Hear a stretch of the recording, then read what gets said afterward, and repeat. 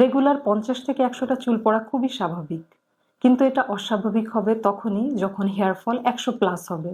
কিছুটা হরমোনাল ইমব্যালেন্সের কারণে অনেক সময় চুল পড়তে পারে, যে মাথার স্ক্যাল্প অতিরিক্ত পরিমাণ ঘামায় এবং অয়েলি স্ক্যাল্প থাকে। স্ক্যাল্পের গোড়াতে প্রচুর পরিমাণ ইচিং এবং ড্যান্ড্রাফ থাকে, সেক্ষেত্রে ক্যালিসালফ এবং সালফার মেডিসিন আমরা সাজেস্ট করে থাকি। আসসালামু আলাইকুম, আমি doctor Fouzia, doctor Paul's Bangladesh clinic as a homeopathic consultant হিসেবে আছি। আজকে একটা মেজর ইস্যু নিয়ে কথা বলবো, সেটা হচ্ছে হেয়ার ফল বা চুল পড়ার সমস্যা। হেয়ার ফল বর্তমানে ছেলে মেয়ে উভয়ের ক্ষেত্রে একটা কমন প্রবলেম হয়ে গেছে। রেগুলার 50 থেকে 100টা চুল পড়া খুবই স্বাভাবিক, কিন্তু এটা অস্বাভাবিক হবে তখনই যখন হেয়ার ফল 100+ হবে। চুল আমাদের বাহ্যিক সৌন্দর্যের একটা প্রতীক। বাহ্যিক সৌন্দর্যের সাথে সাথে আমাদের কনফিডেন্স গ্রো করতে অনেকখানি হেল্পফুল।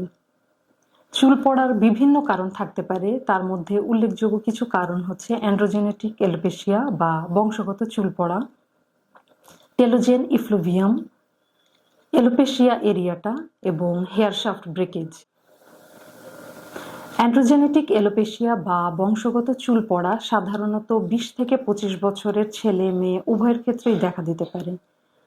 ছেলেদের ক্ষেত্রে যে প্রবলেমটা হতে পারে, হেয়ার লাইনটা পিছনের দিকে চলে যায়, দেখতে অনেকটা এম শেপের মতো, এবং দুই পাশ থেকে অনেক চুল পাতলা হয়ে যায়। মেয়েদের ক্ষেত্রে যে প্রবলেমটা হয়ে থাকে সেটা হচ্ছে গিয়ে সিথির জায়গা থেকে চুল পাতলা হয় এবং সিথিটা অনেক বড় দেখায়। টেলোজেন ইফ্লুভিয়ামে সাধারণত মেয়েদের ক্ষেত্রেই বেশি হয়। এর মেইন কারণ হচ্ছে স্ট্রেস বা অ্যাংজাইটি এবং কিছুটা নিউট্রিশনাল ডিফিসিয়েন্সির কারণে টেলোজেন ইফ্লুভিয়াম হয়। আর সেই সাথে এনিমিক এবং থাইরয়েড রিলেটেড কিছু ইস্যুর কারণেও টেলোজেন ইফ্লুভিয়াম দেখা দিতে পারে। এলোপেশিয়া এরিয়াটা, যেটা দেখা যায় ছোট বাচ্চাদের থেকে শুরু করে অ্যাডাল্ট, মেল ফিমেল উভয়ের ক্ষেত্রেই কিছুটা মাল্টিপল অথবা সিঙ্গেল প্যাচি হেয়ার লস দেখা দিতে পারে। আরেকটা উল্লেখযোগ্য কারণ হচ্ছে হেয়ার শাফট ব্রেকেজ, যেটা সাধারণত নিউট্রিশনাল ডিফিসিয়েন্সির কারণেই বেশি দেখা যায়।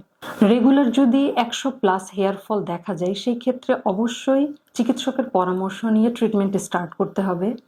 সাধারণত আমাদের এখানে কিছুটা ব্লাড টেস্ট এবং স্ক্যাল্প চেক করে তারপর আমরা ট্রিটমেন্ট সাজেস্ট করে থাকি। কিছু কারণ এবং লক্ষণের উপর বেসিস করে আমরা মেডিসিন সিলেক্ট করে থাকি, যেমন চুল পড়া যদি অতিরিক্ত স্ট্রেসের কারণে হয়ে থাকে, সেক্ষেত্রে আমরা ন্যাট্রামিওর বা ওয়াইসবারেন সিলেক্ট করে থাকি। কিছুটা হরমোনাল ইমব্যালেন্সের কারণে অনেক সময় চুল পড়তে পারে, সেক্ষেত্রে পালসেটিলা বা সেপিয়া মেডিসিন আমরা দিতে পারি। অনেক সময় দেখা যায় মাথার স্ক্যাল্প অতিরিক্ত পরিমাণ ঘামায় এবং অয়েলি স্ক্যাল্প থাকে, সেক্ষেত্রে থুজা বা ক্যালকেরিয়া কার্ব মেডিসিন সাজেস্ট করে থাকি। অনেক সময় দেখা যায় স্ক্যাল্পের গোড়াতে প্রচুর পরিমাণ ইচিং এবং ড্যান্ড্রাফ থাকে, সেক্ষেত্রে ক্যালিসালফ এবং সালফার মেডিসিন আমরা সাজেস্ট করে থাকি। ইনসমনিয়া বা ঘুমে ব্যাঘাত ঘটার কারণে যদি চুল পড়ে থাকে, সেক্ষেত্রে কফি অ্যাক্রুড, ক্যালিফস এবং প্যাসিফ্লোরা মাদার দিয়ে থাকি আমরা। কিন্তু অবশ্যই যে কোনো মেডিসিন সিলেক্ট করার আগে আপনাকে চিকিৎসকের পরামর্শ নিয়ে তারপর মেডিসিন খেতে হবে।